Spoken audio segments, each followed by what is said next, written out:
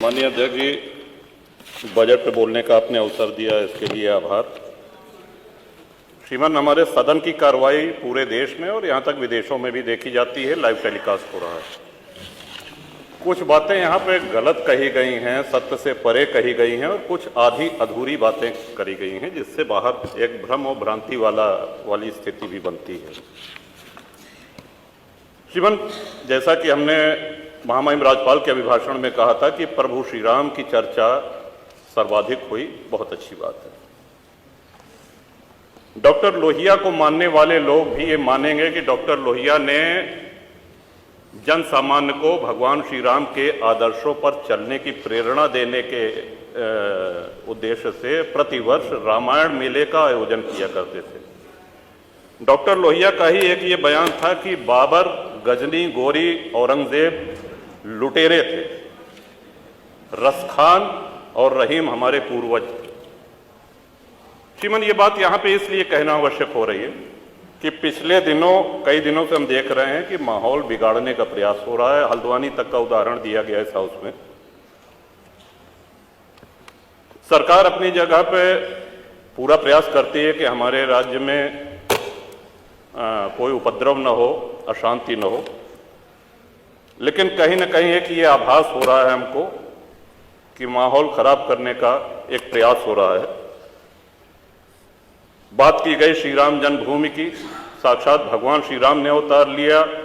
काशी नगरी जो भगवान शिव के त्रिशूल पे टिकी हुई है, जा सुनाम बल शंकर काशी, देत सबहि संगति अविनाशी, और भगवान श्री कृष्ण की जन्मभूमि। श्रीमान, स्पष्ट है ये दीवाल के ऊपर शिखर तोड़ करके गुंबद बना देने से ये गंगा जमुनी तहजीब नहीं होती। वो हमारा आक्रांताओं द्वारा तोड़ा गया है।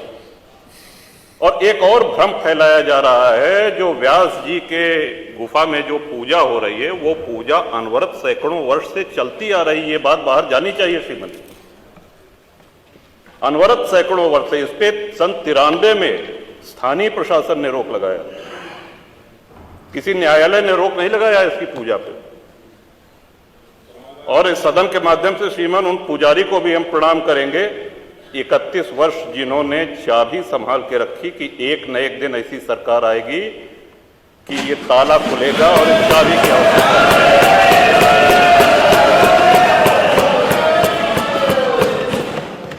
अल्लामा इकबाल, फिर वही होता है कि आधा अधूरा बोल दिए जो है, पूरा बोलना चाहिए।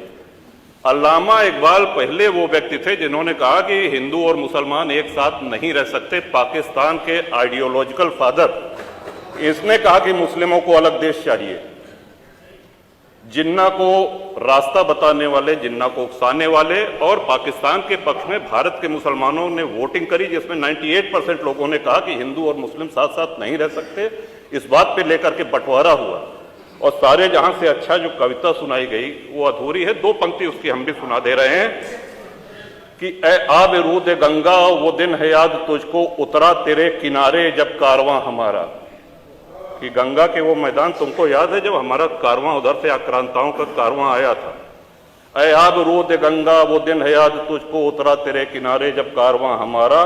चीनो अरब हमारा, हिंदुस्तान हमारा, मुस्लिम है हम, वतन है सारा जहां हमारा। ये है, ये तरानाए मिल्ली की पंक्तियां हैं, अल्लामा इकबाल ने 1910 में लिखी थी। श्रीमान, हम ही क्या धर्मार्थ देते रहेंगे, सभी कुछ हो मौन सहते रहेंगे कि धर्म को देंगे बल अन्य जन भी, तजेंगे क्रूरता छल अन्य जन भी। श्रीमान, हिंदू तो सर्वसमावेशी है। किसको आश्रय नहीं मिला, किसको आसरा नहीं मिला? यहाँ पे जो भी संकट में आया उसको हमने अपनाया। कभी किसी हिंदू ने नहीं कहा कि हम मुसलमान के साथ नहीं रह सकते। उल्टा जब बंटवारा हुआ, धर्म के आधार पे हुआ, पाकिस्तान बना, जो मुस्लिम वहां जा रहे थे, हिंदुओं ने उनको रोकने का काम किया कि आप रहिए हमारे साथ, भाई भाई बन के रहिए। ये इस संवेदनशीलता को रसखान जी, अब्दुल रहीम खान खाना, इनके आदर्शों पे चलेंगे तब अच्छा वातावरण, अच्छा माहौल बनेगा। अगर बाबर और औरंगजेब की अनुसरण करेंगे, उनका अनुकरण करेंगे, तब तो शांति की कोई गारंटी नहीं। मैं फिर से पुनः बधाई देता हूं, इस बजट का समर्थन करता हूं और माननीय योगी जी की सरकार को बधाई देता हूं।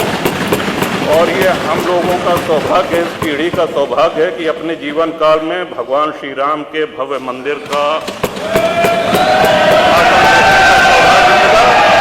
और